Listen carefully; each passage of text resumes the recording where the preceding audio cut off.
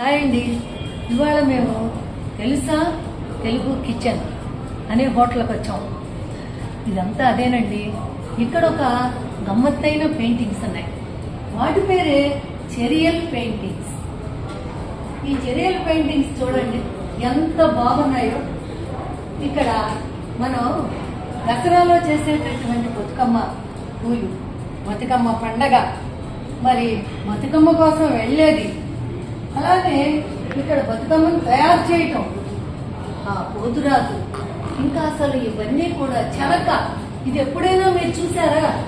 మా చిన్నప్పుడు ఉండేది, దీన్ని చెరక అంటారు. ఈ చెరకలో పత్తి పెట్టి ఆ దూదితోటి దారాలు తీసి ఆ దారాలతోటి బట్టలు వేసేవాడు. అదే ఖాదీ. ఇప్పటికీ మనకు పల్లెటూళ్ళలో ఖాదీ వస్త్రాలు దొరుకుతుంటాయి. అదే ఈ పెయింట్. మరి అక్కడ వెన్న తీస్తుంది ఆ మహిళ. మరి వెనకటి రోజుల్లో చల్లం కవ్వంతో మజ్జిగ చేసి అలా వెన్న తీసేవాళ్ళు.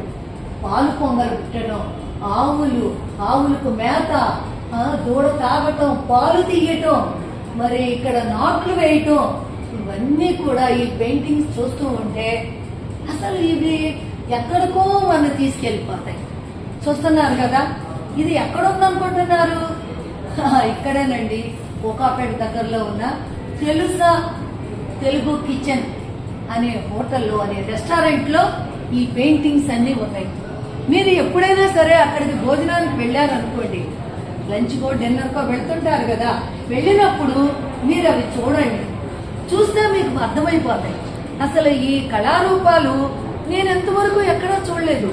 ఈ హోటల్లోనే నేను చూడటం జరిగింది. నేను కూడా వీటిని గురించి చెప్పడానికి ఒక యాడ్ కోసం వచ్చాను.